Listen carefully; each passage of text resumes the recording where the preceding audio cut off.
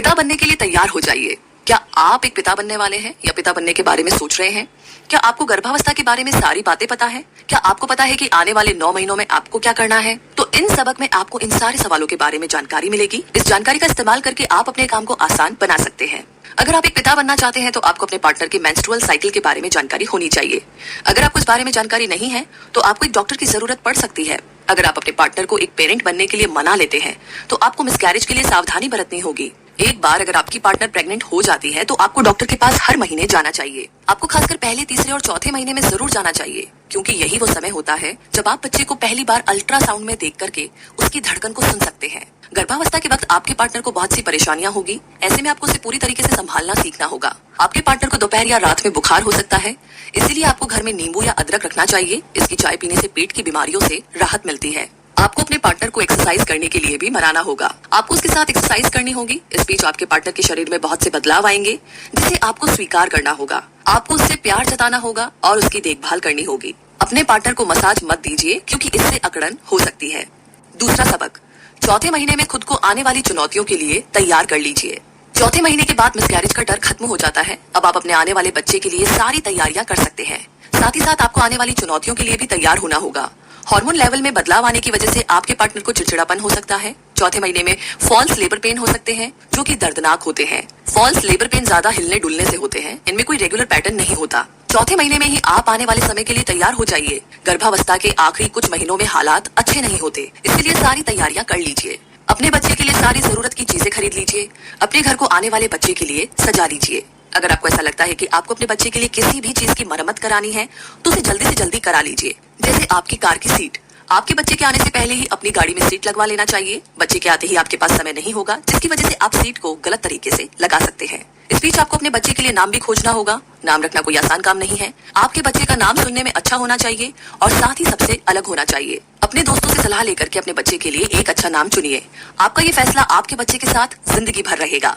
तीसरा सबक, अलग अलग डिलीवरी के तरीकों के बारे में जानकारी हासिल कीजिए। अब जब आपने अपने बच्चे के लिए सारी तैयारियां कर ली है और आपने उसके लिए नाम भी चुन लिया है, तो आपके मन में सवाल उठ रहा होगा कि आगे क्या करना है। तो अब आपको बर्थिंग प्रोसेस के बारे में जानना चाहिए। आपको इसके बारे में कुछ जरूरी बातें मालूम होनी चाहिए। इसके लिए आप हॉस्पिटल में जा सकते हैं। आपको रिसेप्शन एरिया और नर्सरी के बारे में सारी जानकारी होनी चाहिए, क्योंकि आप अपना बहुत सारा समय यहाँ पर बिताने वाले हैं। फर्स्ट एड और अलग अलग डिलीवरी के तरीकों के बारे में जानकारी हासिल कीजिए। आपको बहुत सारे अहम फैसले पहले ही लेने होंगे।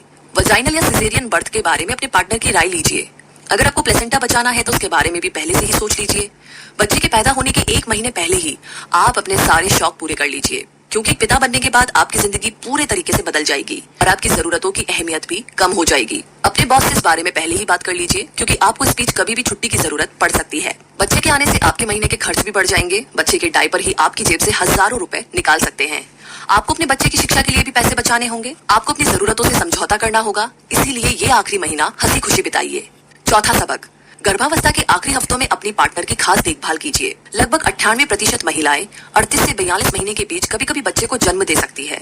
इसीलिए इस बीच आपको अपने पार्टनर पर खास ध्यान देना होगा। इस बीच अपने पार्टनर के साथ हर वक्त रहिए। हॉस्पिटल जाने के लिए सारी तैयारियां कर लीजिए। साथ ही पढ़ने के लिए किताब, कैमरा, कॉन्टेक्ट इन्फॉर्मेशन और बर्थिंग प्लान ले जाना मत भूलिएगा। इस दौरान आप पेरेंटल फ्रीक आउट को महसूस करेंगे। इस बीच आप दोनों को ही आने वाले समय के लिए बेचैनी हो सकती है, इसीलिए आप इसे अपने पार्टनर के साथ जरूर बांटिए। ये समय सेहत के लिए भी नुकसानदायक हो सकता है। अपने पार्टनर को आखिरी हफ्तों में सारा दिन आराम करने दीजिए। सारा दिन बैठे रहने से वो बोर हो सकती है, इसीलिए उन्हें हमेशा किसी काम में उलझाए रखिए। बच्चे के पैदा होने की तारीख से कुछ दिन पहले आपके पार्टनर को पेन किलर की जरूरत पड़ सकती है। अपने डॉक्टर से इस बारे में सलाह लीजिए और अपने पार्टनर को सारे फैसले करने दें।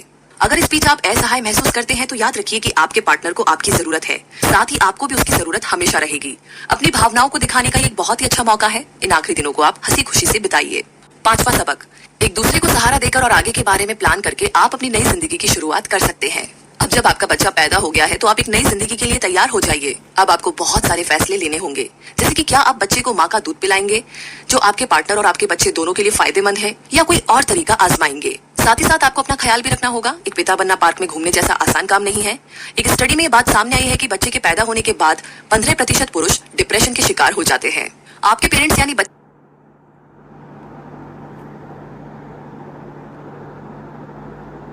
कि दादा दादी इस काम में आपकी काफी मदद कर सकते हैं, लेकिन साथ ही वो आपको बहुत सी ऐसी सलाह देंगे जो कि शायद आपको अच्छी ना लगे। जैसे कि ज्यादातर ग्रैंड पेरेंट्स का कहना है कि बच्चे के साथ सख्त होने से उसका कैरेक्टर अच्छा होता है। ये बच्चा आपका है और इसकी देखभाल करने के तरीके भी आपके ही होने चाहिए। जब आप अपने पार्टनर के साथ घर आ जाएंगे तो हर कोई घर आए नए मेहमान से मिलने को उत्सुक होगा, लेकिन इस बीच आपको आराम की जरूरत होगी। इसीलिए अपने घर पर ज्यादा लोगों को मत आने दीजिए, इससे आपके बच्चे को इन्फेक्शन का खतरा भी हो सकता है। इस बीच सेक्स करना बिल्कुल भी ठीक नहीं होगा। डॉक्टर्स डिलीवरी के 6 हफ्तों तक सेक्स नहीं करने की सलाह देते हैं। बच्चे के आ जाने से आपकी नींद पर असर पड़ सकता है। एक स्टडी में पाया गया है कि बच्चे के पैदा होने के 2 साल में पेरेंट्स 6 महीने की नींद खो देते हैं। आप इस समस्या का हल भी एक दूसरे से बात करके और एक दूसरे को सहारा दे करके निकाल सकते हैं। तो कुल मिलाकर के गर्भावस्था में पुरुषों का भी एक अहम हिस्सा होता है। उन्हें अपने पार्टनर को पूरी तरीके से संभालना चाहिए। इसीलिए आप अगले 9 महीने अपने पार्टनर के साथ बिताइए। आप उससे बातें कीजिए, उसके साथ काम कीजिए और उसकी मदद कीजिए। ऐसा करने से आप एक अच्छे पिता बन सकते हैं। तो क्या करें? एक डोula को खोजिए। डोula ऐसी महिलाएं होती है जो डिलीवरी के वक्त आपके पार्टनर को सहारा देती है। उन्हें इस बारे में अच्छी जानकारी होती है और डॉक्टर के नहीं आने तक वो आपके पार्टनर को संभालती है। डिलीवरी के वक्त वे आपके पार्टनर को सपोर्टिव स्टोरी सुना करके और मसाज करके उनका हौसला बढ़ाती है, जिससे कि काफी मदद मिल सकती है। अगर आप